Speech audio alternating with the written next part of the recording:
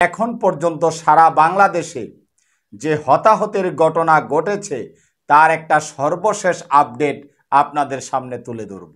আসসালামু আলাইকুম প্রিয় ভিউয়ার্স, আজ 4 আগস্ট বৈষম্য বিরোধী ছাত্র আন্দোলনের আজকে অসহযোগ আন্দোলন ছিল। এই আন্দোলনে এখন পর্যন্ত সারা বাংলাদেশে যে হতাহতের ঘটনা ঘটেছে তার একটা সর্বশেষ আপডেট আপনাদের সামনে তুলে ধরব।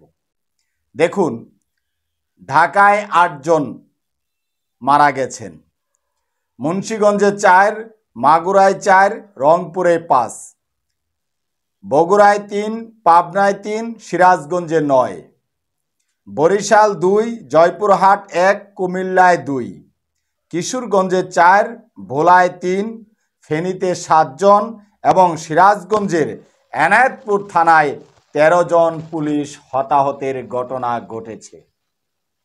এখন পর্যন্ত সারা বাংলাদেশে সর্বশেষ আপডেট 88 জন নিহত হয়েছেন।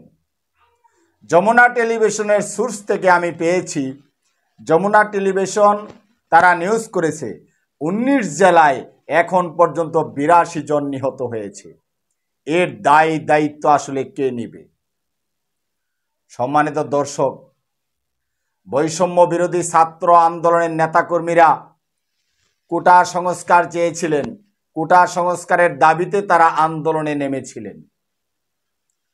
তাদের দাবি না মেনে মাননীয় সেতুমন্ত্রী ওবায়দুল কাদের সাহেব ঘোষণা করলেন কোটা সংস্কার, কোটা বিরোধী আন্দোলনকারীদের দমন করার জন্য ছাত্রলীগ যুবলীগই যথেষ্ট। এরপর ছাত্রলীগ যুবলীগকে তারা লেলিয়ে দিলেন। লেগে গেল এক মহাযুদ্ধ। ছাত্র লীগ এবং সাধারণ ছাত্র, যুবলীগ এবং সাধারণ ছাত্র, লেগে গেল ঢাকায় মহাযুদ্ধ। অপরদিকে মাননীয় প্রধানমন্ত্রী বলে উঠলেন মুক্তিযোদ্ধার নাতিপুতিরা মেধাবী না, ওই রাজাকারের বাচ্চারাই কি মেধাবী?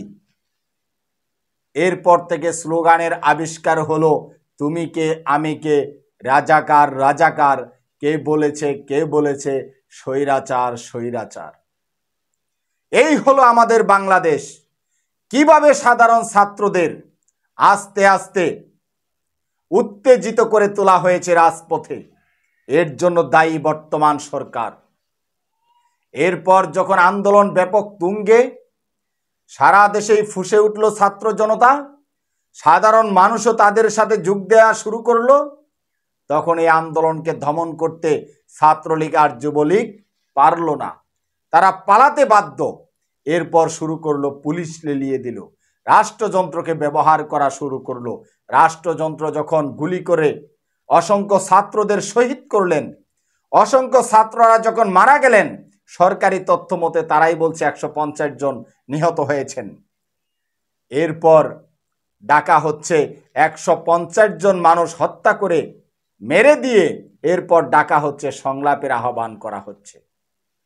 এখন ছাত্ররা বলছে সংলাপের আহ্বান জানাচ্ছেন ভালো কথা, তাহলে 150 জন আমাদের মেরে দিলেন কেন? তারা কি দোষ করেছে? এখন আমার ভাইদের শহীদ করে কবরে পাঠিয়ে আপনারা সংলাপ করবেন, এটা তো জাতির সাথে তামাশা। কাজে আপনার হাত রক্তে রঞ্জিত, আপনার সাথে সংলাপ হতে পারে না। বিক্ষোভ মিছিলের ডাক দিল। এই বিক্ষোভ মিছিলে ব্যাপক হামলা করা হলো। ছাত্রলীগ যুবলীগ সবাই মিলে হামলা করলো। এরপর ছাত্ররা রাগে ক্ষোভে অসহযোগ আন্দোলনের ডাক দিলেন। আজকেও 82 জন, কোনো সোর্স থেকে বলছে 88 জন, কেউ বলছে এই সংখ্যা আরো বাড়তে পারে। এই যে তাজা প্রাণগুলো জড়িয়ে দেয়া হলো, অসংখ্য মায়ের বুককে খালি করে দেয়া হলো, এর দায় কে নিবে? স্বাধীনতার পর থেকে অদ্যাবধি পর্যন্ত যত ছাত্র আন্দোলন হয়েছে, একটা ছাত্র আন্দোলনও কিন্তু ইতিহাস সাক্ষী ব্যর্থ হয় নাই। প্রত্যেকটা ছাত্র আন্দোলনই সফল হয়েছে। কাজেই এই 2024 সালের যে ছাত্র আন্দোলন, বাংলাদেশ থেকে বৈষম্য দূর করতে হবে, হানাহানির রাজনীতি, বিভাজনের রাজনীতি দূর করার দাবিতে তাদের যে আন্দোলন, এই আন্দোলনও সফল হবে। সরকারেরও বিদায় নিতে হবে, পদত্যাগ করতে হবে। যতই দমন পীড়ন নির্যাতন করুক, টিকতে পারবে না সরকার। তাই আর যেন একটি প্রাণও না ঝরে, সেই শুভবুদ্ধির উদয় হোক সরকার বাহাদুরের। ছাত্রদের আন্দোলনের প্রতি সম্মান দেখিয়ে, দেশের মানুষের আন্দোলনের প্রতি সম্মান দেখিয়ে এর একটা চূড়ান্ত সুরাহা করুন, আর যেন কোনো মায়ের বুক খালি না হয়। দেশের মানুষ তো এই জন্য মুক্তিযুদ্ধ করে নাই। দেশের মানুষ তো এই জন্য দেশটাকে সেই পাকিস্তান হানাদার বাহিনী থেকে স্বাধীন করে নাই। স্বাধীনতার এত বছর পরেও কেন মানুষ প্রতিবাদ করতে গিয়ে এত মায়ের বুক খালি হবে, এত ছাত্রদেরকে জীবন দিতে হবে? এই জন্য তো বাংলাদেশ স্বাধীন হয়নি। আগামীকাল আবার বৈষম্য বিরোধী ছাত্র আন্দোলনের নেতাকর্মীরা আগামীকাল ডাক দিয়েছে মার্চ টু ঢাকা। অর্থাৎ ঢাকার পথে, ঢাকার দিকে, ঢাকা অভিমুখে সবাই চলে আসো। এখন সারা বাংলাদেশ থেকে যদি লক্ষ লক্ষ ছাত্র ঢাকায় জমায়েত ঘটে যায়, তাহলে শোচনীয়ভাবে হয়তোবা সরকার ছাত্রদের আন্দোলনের তুপের মুখে পড়ে বিদায় নিতে হবে, পদত্যাগ করতে হবে। আর এইভাবে যদি সরকার পদত্যাগ করে, তাহলে ইতিহাসের কালো তালিকায় এই সরকারের নামটা লিপিবদ্ধ থাকবে। আর যদি আন্দোলন দমন করতে চায়, তাহলে আজকে যে হতাহতের ঘটনা ঘটেছে, এর চাইতেও আরো ভয়াবহ হতাহতের ঘটনা আগামীকাল ঘটতে পারে বাংলাদেশে। কাজেই সরকার মহলকে, রাষ্ট্র ব্যবস্থাকে এখনই চিন্তা করে আগাতে হবে। ছাত্রদের দাবির প্রতি শ্রদ্ধা দেখিয়ে, সম্মান দেখিয়ে এর একটা চূড়ান্ত ফয়সালা, একটা সুরাহার পথেই যদি সরকার, রাষ্ট্র ব্যবস্থা যদি হাঁটতে পারে, তাহলেই দেশের কল্যাণ হবে, মানুষের কল্যাণ হবে, আর একটা প্রাণও জ্বলবে না। অন্যথায় আরো হতাহতের ঘটনা আরো বেড়ে যেতে পারে। আজকে অনেকেই এই আশঙ্কা করছেন।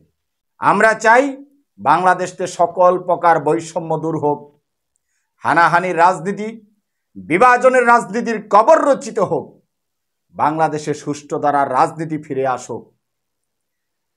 বাংলাদেশ যেই জন্য, সেই মুক্তিযুদ্ধের চেতনায় যে জন্য বাংলাদেশ স্বাধীন হয়েছিল, সেই দ্বারা বাংলাদেশে অব্যাহত থাকুক।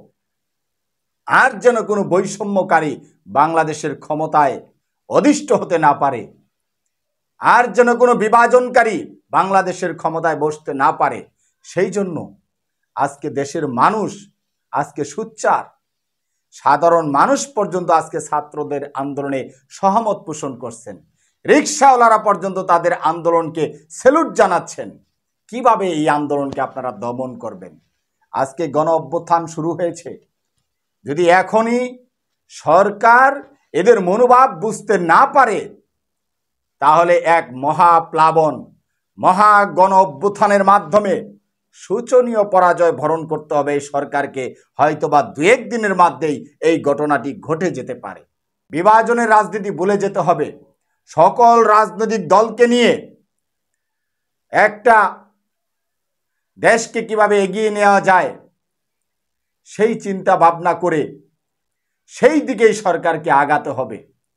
যদি পারে, তাহলে এই সহিংসতাও কেটে যাবে, দেশের অস্থিরতাও কেটে যাবে, দেশে সুবাতাস এবং সুষ্ঠু পরিবেশ ফিরে আসবে বলে অনেক রাজনৈতিক বিশ্লেষকরা আজকে মনে করছেন।